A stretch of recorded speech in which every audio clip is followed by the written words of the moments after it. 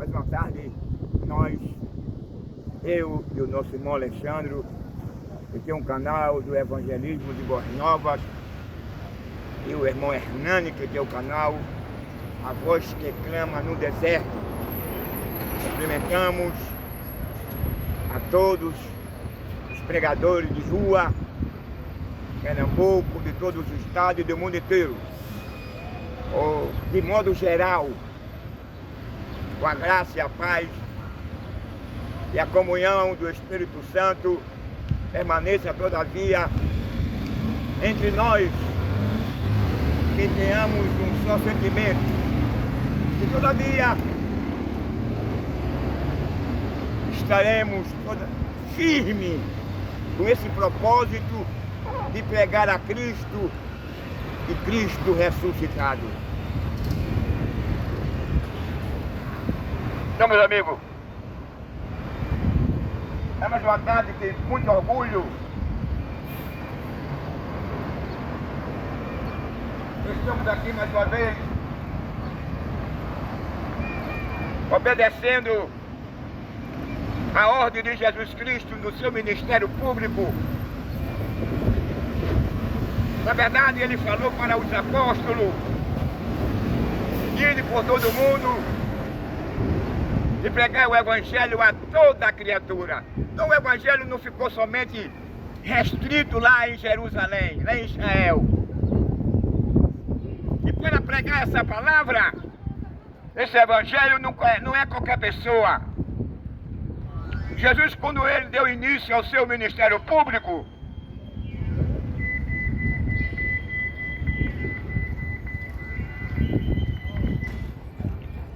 ele começou agora a fazer a sua escolha e começou a chamar de um por um para compor o seu ministério. Aonde foi que Cristo ele foi buscar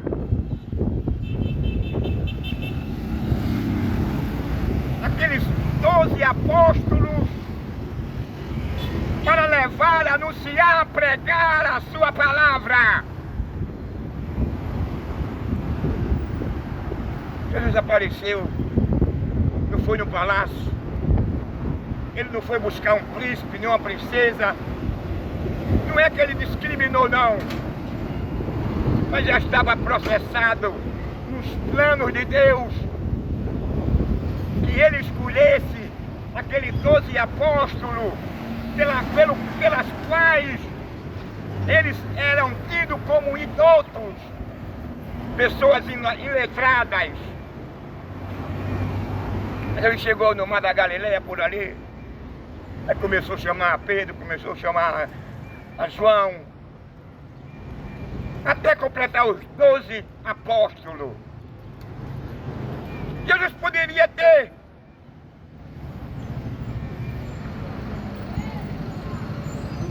criado um ministério com pessoas do alto nível, não menosprezando.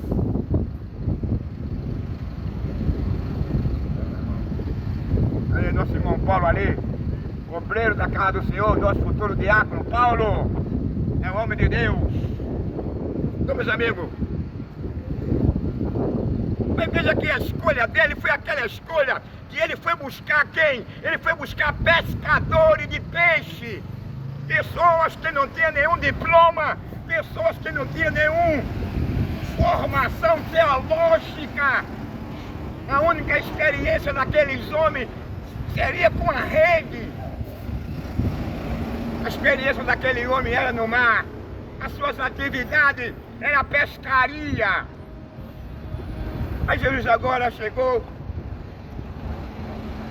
chamou a Pedro, chamou a João, formou agora o seu ministério com pessoas simples, que para a época, eles foram desprezados, porque eles eram pessoas incautas para os sumos sacerdotes, para as autoridades religiosas.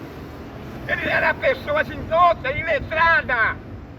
Mas foi aquelas pessoas iletradas que tiveram a coragem, foi aquelas pessoas iletradas que tiveram a coragem de enfrentar Roma, foi aquelas pessoas iletradas que tiveram a coragem de enfrentar a fogueira, de coragem de enfrentar a cruz de Roma, foi aquelas pessoas iletradas que tiveram coragem de ser lançada no Coliseu e lá ser tragado pelos leão, as leoas, e não tiveram medo.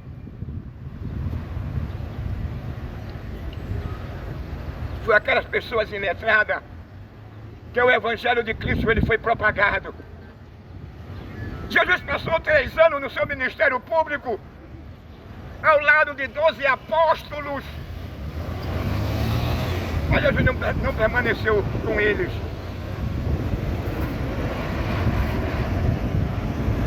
Quando chegou o dia e a hora, e ele ia embora daqui, sair daqui, ele chamou os apóstolos lá no Getsemane e disse a ele que estava próximo de ele enfrentar o que ele não gostaria, mas o que ele veio para realizar foi dar a sua vida. Foi pegar o diabo agora e tirar dele o poderio que ele tinha sobre a raça humana. Foi despojar o diabo da sua soberania. O diabo vivia alegre, vivia satisfeito, sabe por quê? Porque o diabo estava vendo que o homem não tinha jeito para ele, e o homem todavia, e a mulher, eu digo homem, a mulher principalmente o gentil que éramos nós, segundo Éfesos, segundo no capítulo 1 de João, a Bíblia diz que ele veio para o que era seu, e quem era dele era os judeus, mas os judeus rejeitaram, mas a nós os gentios, chegou até a nós essa salvação, essa graça pela rejeição de Israel. O diabo estava alegre porque ninguém era cumpridor da lei, ninguém estava na altura para cumprir a lei. Estava todo instituído, ninguém era capaz. Mas Jesus agora, quando ele cumpriu a lei, por meu legal ali na cruz, ele recebeu sobre ele todo o pecado da raça humana. Saiu o que? A bondade de Deus para conosco. Parece até uma história, uma fábula. Eu sempre digo aqui, quando alguém pode até me interrogar e perguntar por que, irmão, nem sempre tem essa palavra. É porque a sociedade que nós vivemos hoje vive nessa condição. E não posso fazer outra colocação. Eu gostaria de trazer um assunto, abordar um assunto totalmente diferente do que eu sempre abordo.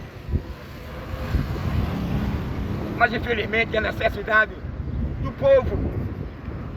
E o diabo ele vem com isso, estragando a vida do ser humano. Com isso o diabo cada vez mais, ele vai ficando forte, vai se fortalecendo. Com a miséria, com a pobreza, com a depravação, com a violência, com a injustiça, com o pecado do homem, com o coração, aquele coração mau, perverso do homem, com aquele coração insubordinado, com aquela pessoa que não é grato a Deus. Que tira proveito disso é o diabo. E o inferno está cheio. Continua. Agora, sargento, agora é. Vem cá apertar minha mão aqui, por favor. Agora é. Continua a obra. Agora que é. Eu, sargento. Continua a obra. Aí o sargento Moisés, pra quem não conhece, é mesmo, é você. Cara bom. Cara pacato, é um cara que vive tranquilo. Cara que não gosta de confusão com ninguém. Pessoa boa. Então, meu amigo, o que tirou a alegria, a satisfação, o prazer de Satanás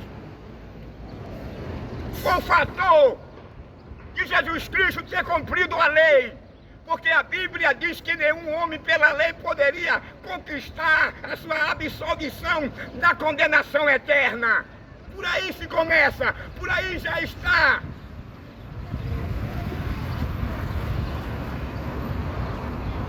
A situação do perdido. que ele não tinha como sair dessa condição, ele não tinha como sair da sua condenação, desse ato condenatório.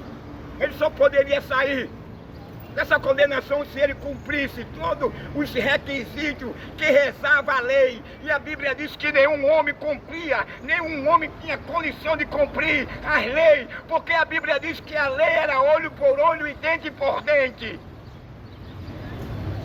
Você observa aí um questionamento? Jesus chegou perto do teto de Siloé,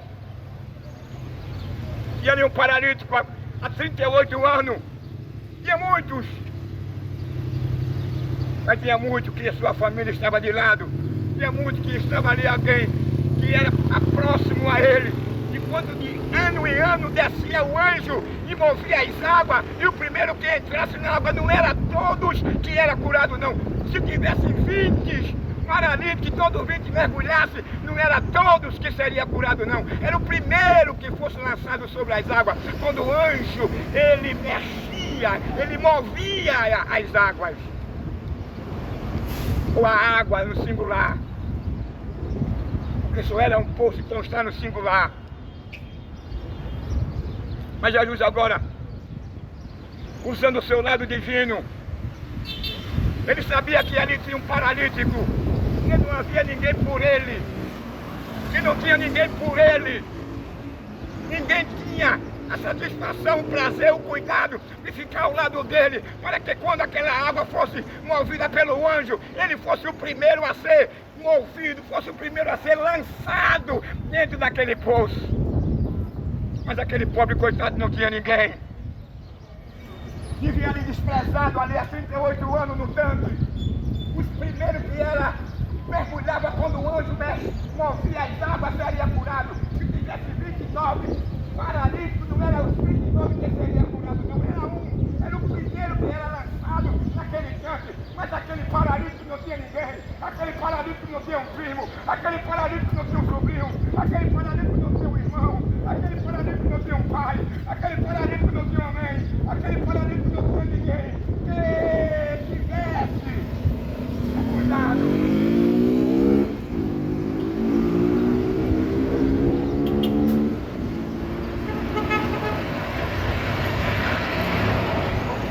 Preocupado com a situação dele.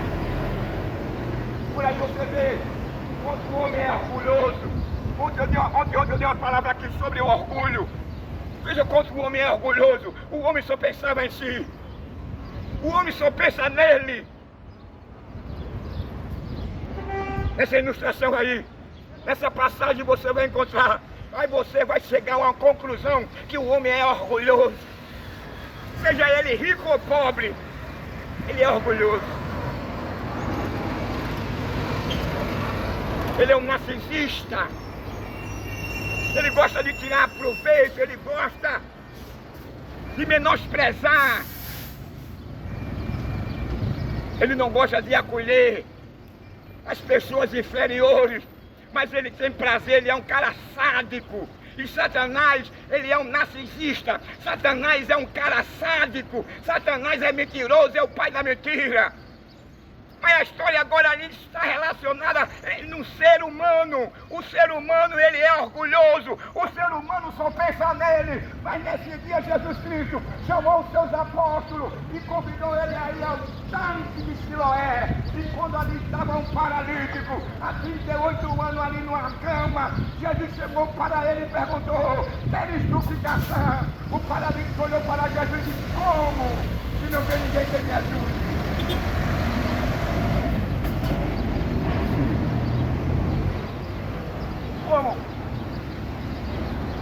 Como eu posso me ver livre dessa paralisia? Como eu posso voltar para casa sã? Como eu posso ganhar o meu pão trabalhando, sem pedir esmola? Eu não vivo, eu vegeto. Eu não tenho ninguém por mim. Ninguém se interessa por mim. Aí Jesus chegou a ele e perguntou: mas tu queres ficar sã? Ele olhou, fitou os olhos nos olhos de Jesus. Automaticamente ele sentiu alguma coisa.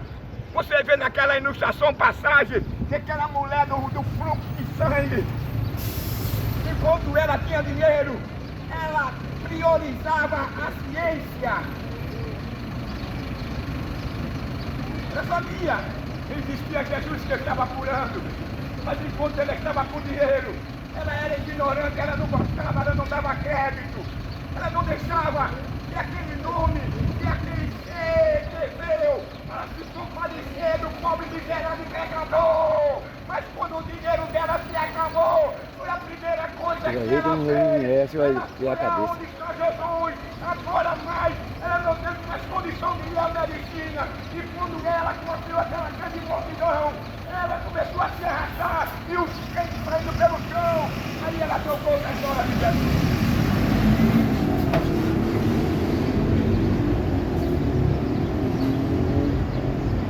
Ela encontrou uma grande dificuldade. Qual foi a dificuldade que ela encontrou, irmão? Eu acredito que ela estava fraca. A multidão era uma das razões de ela não poder chegar perto de Jesus, porque Jesus era cercado de uma grande multidão. Eu não sei como ela chegou perto de Jesus e tocou na orla de Jesus, quer dizer, no vestido de Jesus. E quando ela toca no vestido de Jesus, aquele mal que a medicina, que a ciência não pode reverter, quando ela toca na orla de Jesus, de imediato ela ficou sã, de imediato ela foi sarada, de imediato ela foi curada. Olha bem, existem pessoas assim, enquanto ele está com saúde, ele está bem de vida, dinheiro no banco, uma empresa, ele não quer saber falar de Deus. Quando se fala de Jesus perto dele, ele fica com raiva, fica resmungando, mas quando ele perde a sua riqueza, quando ele fica doente em uma cama no hospital, quando se fala de Jesus, o cara começa a chorar, o cara começa a derreter seu coração, porque ele sabe que em Jesus ele vai encontrar guarida, ele sabe que Jesus não fica de bem vazio, ele sabe que Jesus está pronto para te ajudar, ele sabe que Jesus está pronto para a sua asma de enfermidade.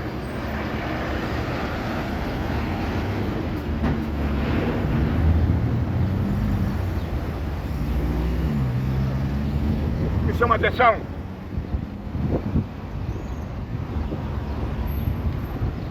Foi a coragem dela. Ela disse, bom, isso é uma analogia minha. Eu não tenho mais dinheiro. Eu não posso mais me consultar com os melhores médicos da época. E os melhores que eu já consultei, nenhum trouxe uma solução para mim. O meu dinheiro se acabou. E eu continuo ainda com a mesma doença. Sabe o que é que eu vou fazer? Eu vou procurar esse Jesus. Ela deixou Jesus em segundo lugar na sua vida. Se ela tivesse o seu dinheiro, se no primeiro ou no segundo médico tivesse dito a ela que aquela doença era irreversível, e se ela fosse a Jesus, mesmo sendo ela rica, Jesus não ia passar no rosto dela que ela era uma mulher rica e que ele não faria esse milagre e essa cura na vida dela. Pelo contrário, ele faria. Mas ela foi pobre, desenganada pela ciência.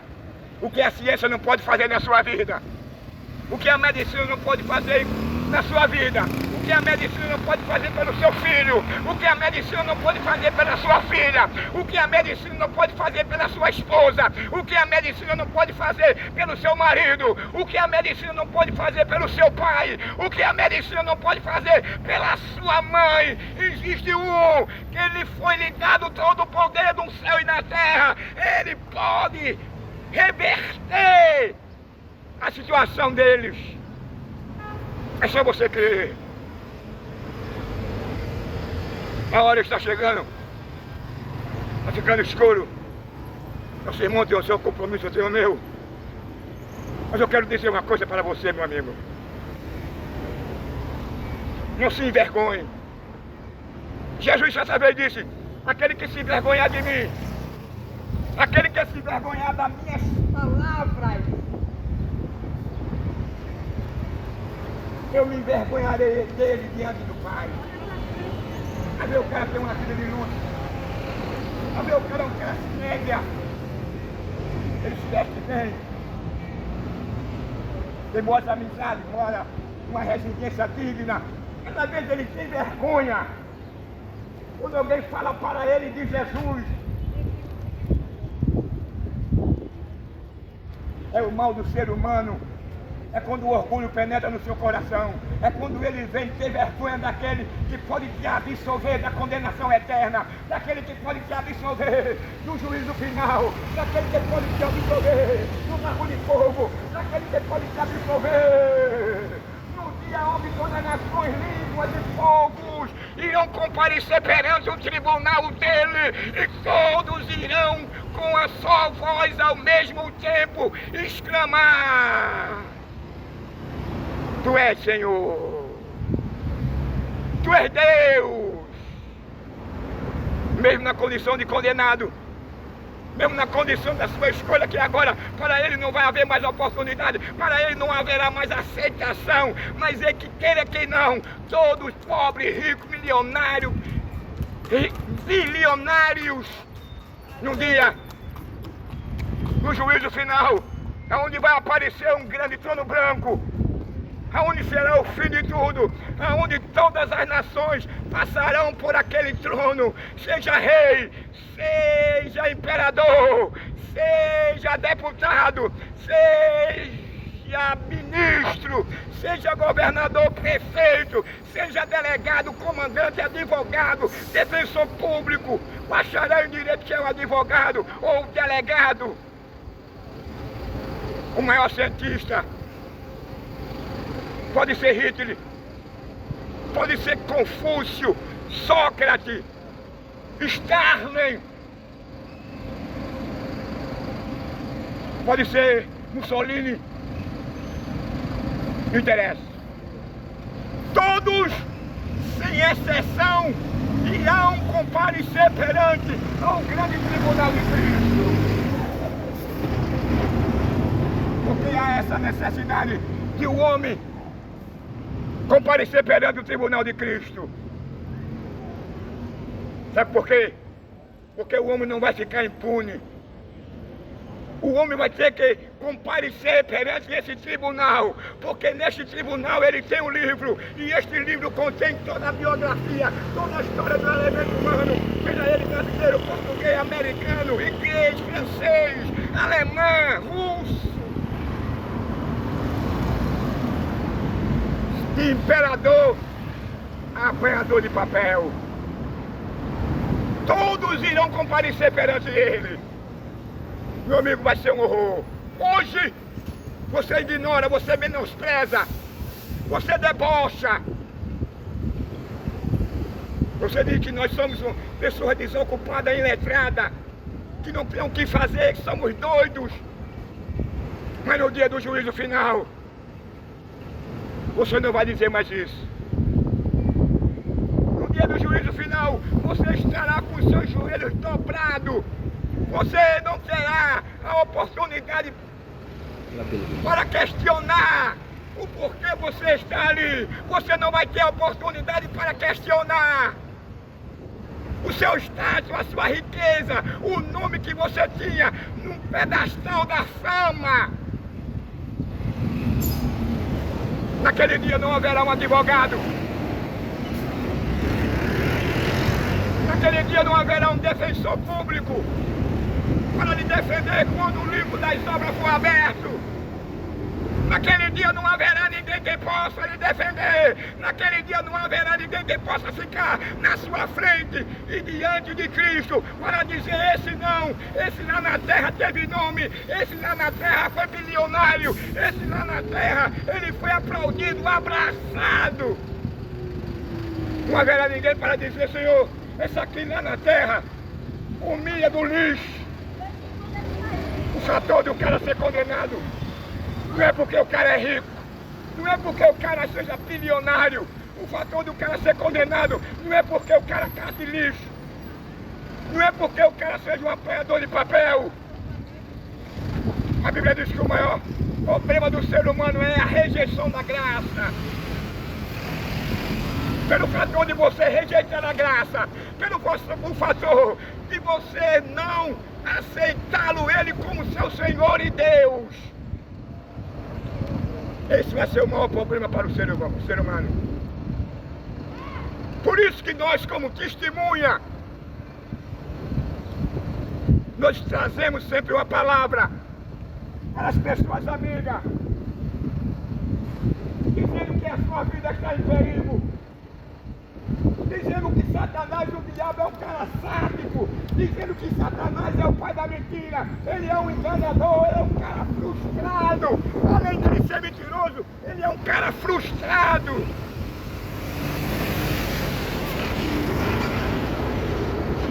Por que o diabo é frustrado?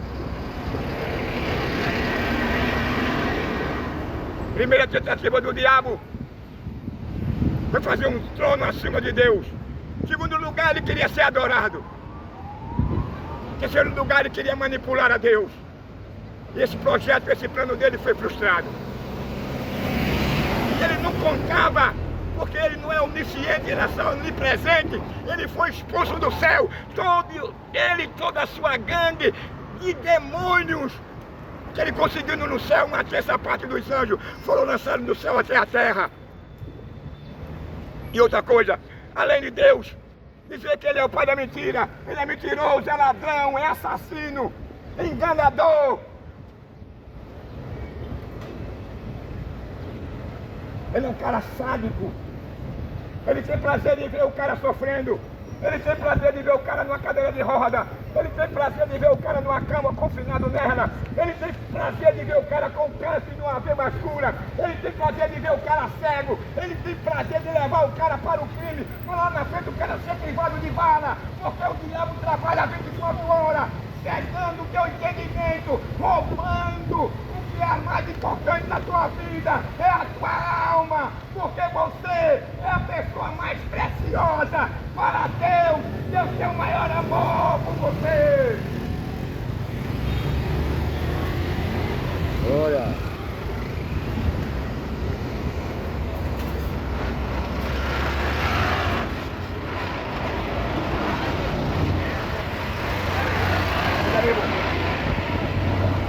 A Bíblia diz que quando Deus olhou do céu da terra, não dormiu sequer justo. A Bíblia diz que Deus entregou o homem às suas próprias paixões, ao espírito do erro. Mas também Deus não deixou o homem sem uma solução. Deus já havia preparado, já providenciado um cordeiro que feriria a cabeça do diabo, que tiraria ele do comando, porque ele assumiu o comando na terra, no mundo, porque ele usufruiu por meio do engano, ele conseguiu afastar aquele casal da comunhão de Deus por meio da mentira. E logo quando ele consegue o comando, o governo que Deus havia dado a Adão, automaticamente passa para o diabo. O que é que o diabo faz agora? Escraviza o homem, maltrata o homem. O homem se torna agora um escravo do diabo. Aí vem agora Jesus, por meio legal, para restituir ao homem o que ele perdeu lá no Jardim do Éden. O homem perdeu a sua comunhão com Deus, o homem perdeu o seu caráter, o homem perdeu a semelhança de Deus, aquela roupagem que o homem Deus havia dado a ele. Que roupagem seria essa? É a sua dignidade, o seu caráter, a sua pureza, o seu poder, a sua vergonha.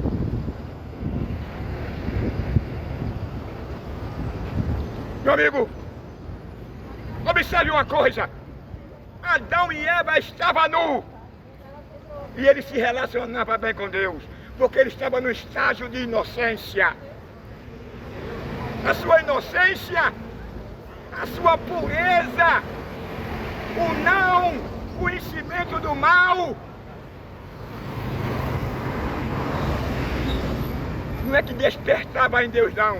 é que Deus tinha o prazer de descer do seu trono e todos os dias, ao clinar da tarde, Deus dialogava com Adão e Eva. Deus passava as instruções para ele. O que Deus dizia a Adão, o que Deus dizia a Eva, a Bíblia não registra, mas eles se dialogavam. Mas observe uma coisa.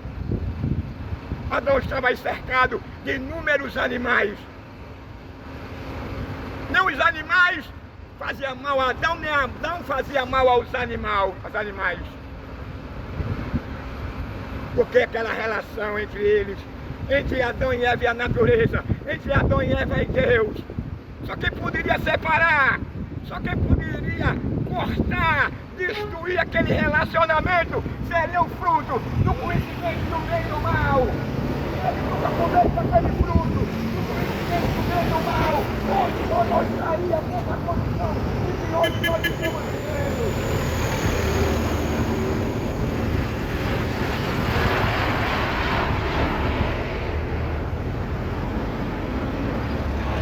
Observe uma coisa. Você vê que na selva, levando lá para a África, é um animal comendo um outro. Observe que quando o leão, a leoa, ou a hiena, o leopardo ou o tigre, ele pega a sua presa, ele não vai matar não, ele vai comer ela viva. Aí eu pergunto, aquele animal que está sendo o almoço, a janta do leão, da leoa, do jacaré, será que ele não sente dor? Mas ele é devorado vivo. Os defensores diz que essa questão que acontece no meio dos animais é o círculo vital da vida. Mas a Bíblia leva para o pecado de Adão. O pecado de Adão contaminou a raça humana. O pecado de Adão levou o homem a prejuízo sério. E esse prejuízo sério hoje, que está contaminado, porque o pecado de Adão passou a toda a raça humana. O pecado de Adão contaminou a família. O pecado de Adão contaminou a terra. O pecado de Adão contaminou os céus.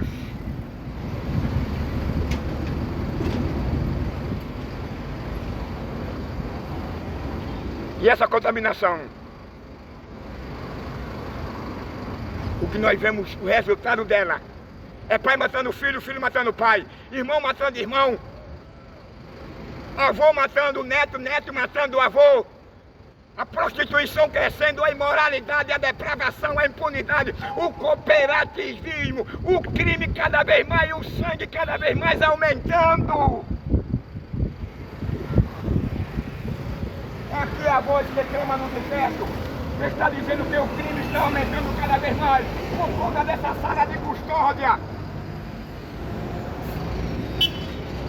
A sala de custódia, ela não traz nenhum benefício para a sociedade. A sala de custódia não traz nenhum benefício para as famílias. A sala de custódia não traz nenhum benefício para o trabalhador, aquele cara que passa o dia todo para ganhar um trocado, para manter a sua família. Ele trabalha, tem seu emprego, aí vem, ele precisa ser um motoqueiro, motoboy para ganhar o seu pão. O cara vem, toma a moto do cara, o cara vem, toma o dinheiro do cara, e o cara chega em casa com a sua família sem um pão, sem a moto, sem o dinheiro e sem um celular.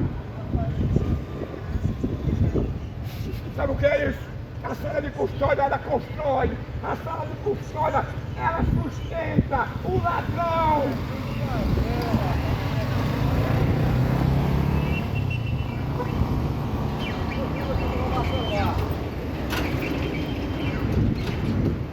É da hora.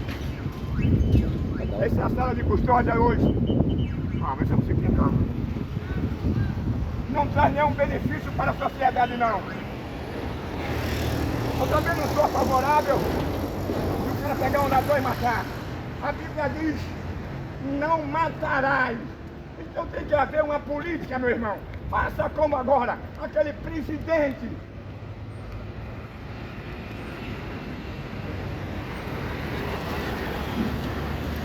Até minha filha agora há pouco viajou para lá, no Uruguai, quando queria manter o terror no seu país. Minha filha está lá com meus genros morando lá. O presidente disse, olha, se você manter o terror aqui no meu país, eu vou tirar todo o alimento dos presídios. Eita o terror! Aí eu pego e mato vocês de fome. Cadê esse cara de tudo quietinho, meu irmão? Faça como o presidente do Uruguai.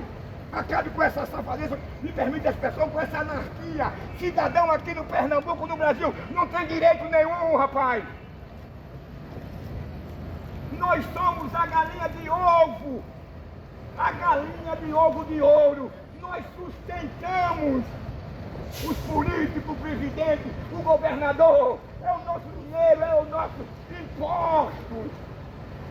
Para esses caras não fazerem nada para o nosso país, para que o nosso país lá fora esteja desonrado.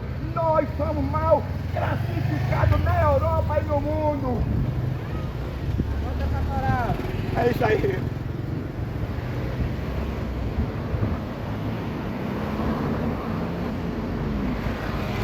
O profeta chega de Sinai, diz que ele queria lei injusta para prejudicar o trabalhador. Sabe o que é a lei injusta? Aqui a lei vem beneficiar esses caras. Aqueles que estão assegurados pela lei. Eles têm segurança. Ninguém chega perto deles não, mas do trabalhador, daquele que ganha um salário mínimo, daquele que caça papel, daquele que é assalariado. Ele é discriminado. É um país que não tem dignidade, é um país que não tem moral. Pode botar aqui, escrito aqui no meu programa, no que eu estou pregando. Direitos autorais. Eu não vejo nenhum show aqui. Eu não vejo nenhum evento para o cara botar direito. Né? Direito autorais, o que eu tenho para pregar aqui, as minhas ovelhas são vocês. Que eu trago essa palavra para o bem de vocês. Que eu trago essa palavra para manifestar em vocês a verdade. Porque Jesus disse que Ele era a verdade e só Ele pode absolver. Só Ele garante a tua vida. Só Ele te dá livramento. Só Ele que te liga do inferno. Só Ele que guarda você da cova. Só Ele é que aumenta teus dias de vida na terra. Porque aonde nós moramos não há mais segurança.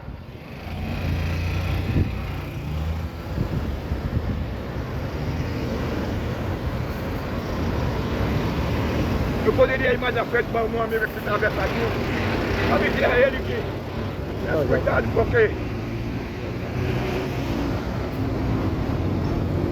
ele não fica meio um pouco nervoso por causa do horário, porque quando eu começo a pegar os Espírito Santo, começa a me invadir, começa a abrir minha boca. E nós não estamos aqui para contar a história de carochinha de Trancoso. Nós não estamos aqui para apresentar um Cristo de Jerusalém. Ele aparece somente no dia da Páscoa. Nós estamos aqui apresentando um Cristo que há 2000 anos Ele deu a sua vida. Nós estamos aqui apresentando um Cristo que Ele morreu e ao terceiro dia ressuscitou. Nós estamos apresentando aqui um Cristo que Ele morreu para te garantir, para te absolver, para te formar você nele. Ele apresenta dois caminhos, o caminho estreito e o caminho largo. O caminho estreito é diferente do largo. O caminho largo você pode fazer o que quiser. No caminho largo você pode matar. No caminho largo você pode ter duas mulheres. No caminho largo você pode adulterar. No caminho largo você pode matar. No caminho largo você pode derramar sangue. No caminho largo você pode sair pela sala de custódia.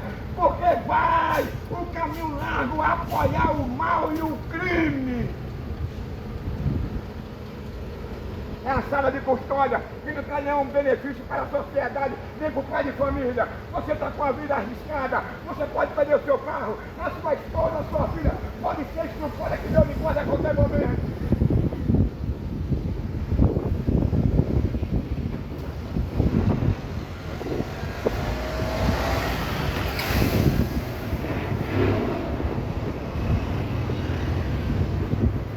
Vivemos um país seguro. Um país onde não há segurança, onde o país ele não valoriza os seus compatriotas, ele não valoriza os seus cidadãos, ele só valoriza o tráfico, só valoriza o crime, só valoriza o bandido, só valoriza o quê? A imoralidade, a depravação. A responsabilidade é minha. Isso é vergonha que nós estamos assistindo hoje. é tráfico de órgãos, é tráfico de criança. Eu vi na reportagem hoje que o repórter dizendo que o índice mundial de tráfico humano está acima de 50 milhões.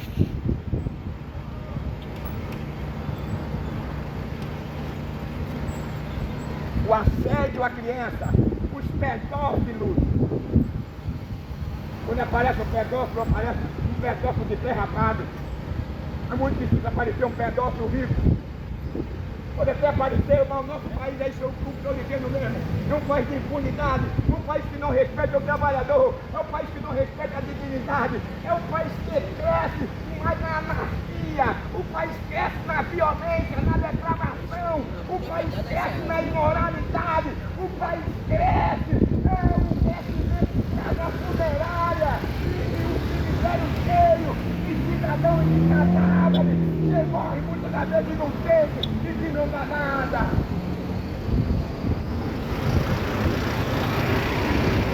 Que Deus nos ajude, que Deus nos abençoe. Que Deus dê coragem a meu companheiro aqui. Para ele não ter medo, como eu não tenho. Já me mataram uma vez, mas agora não pode mais não, viu, meu amigo? Pegue uma chupetinha, bote na sua boca com uma fralda, bote o dedão na sua boca com uma chupeta e vá dormir sabendo que esse aqui você não pode matar não. Demônio, imorais, depravado, arrependemos em nome de Jesus. Glória a Jesus.